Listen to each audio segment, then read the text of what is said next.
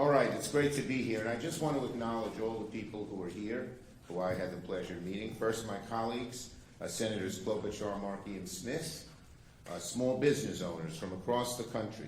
We have Dominic Pernomo, owner of Yono's Restaurant in Albany, New York. I've had the pleasure of being there and seeing what a great job he does. We have Beth Beneke, founder and CEO of Busy Baby in Zumbrota. Zumbrota, that's an interesting name. We have Amy Leinbach, the owner of Big B and Little B in Cedar Park, Texas. We have TJ Samanchin, CEO and owner of Wonder State Coffee in Madison, Wisconsin. We have Andrea Deutsch, owner of Spots the Place for Paws in Pennsylvania. That's P-A-W-S. So they don't think you're resting, pause. Joanna Hellriegel from Washington, D.C. We have Ivy Mix from, Joanna's restaurant or business is called Ama. Did I say it right? She may not be here, so no one will correct me.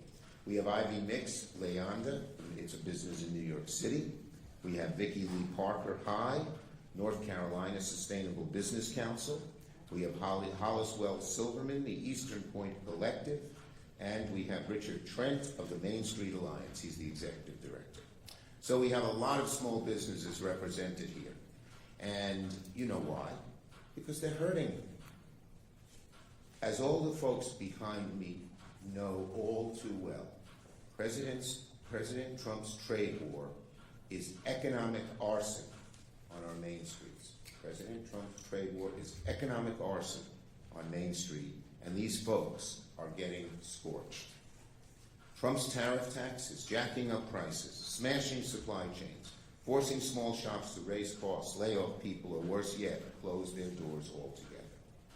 While Trump has been busy helping the billionaires, Main Street pays the price.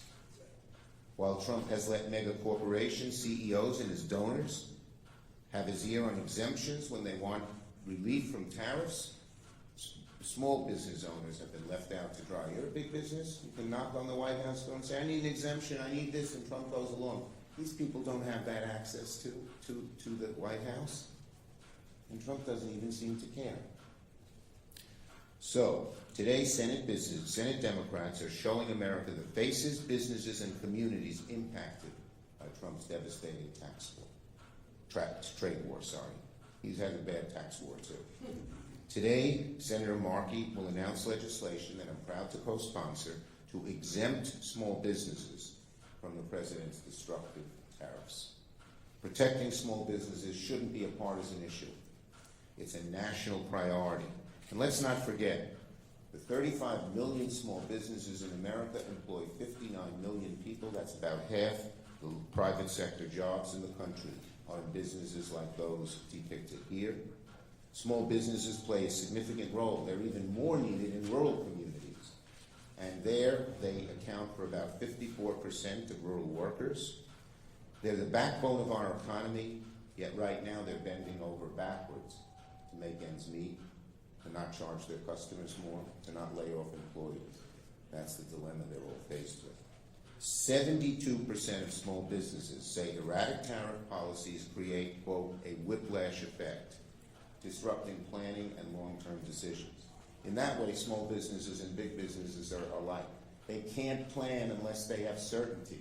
They can't make that order that'll come in 3 months from now if they think the price is going to go way up.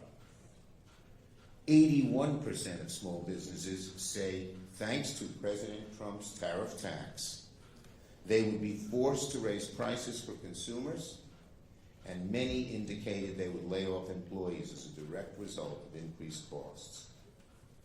I've visited many small businesses from one end of the state to the other, and you should see the anguish on the faces of these small business people. They have put their whole souls, their blood, sweat, and tears into building these businesses, into creating a team of employees, and now they're either going to have to charge their dear customers who they love more, or lay off employees who they cherish. It's an awful decision, an unnecessary decision. Already, employment at the smallest of small businesses has declined by 3%.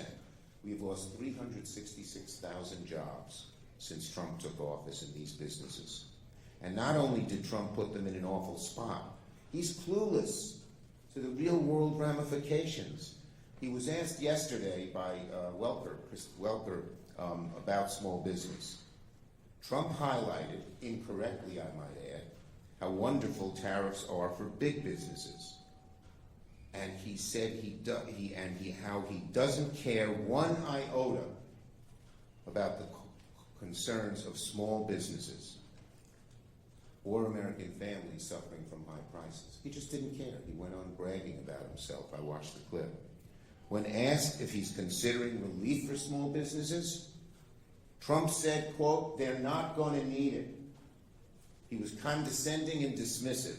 Well, tell the folks behind me that they're not going to need it, President Trump. Senate Republicans had a chance last week to stop Trump's trade war, but instead, they stood with him.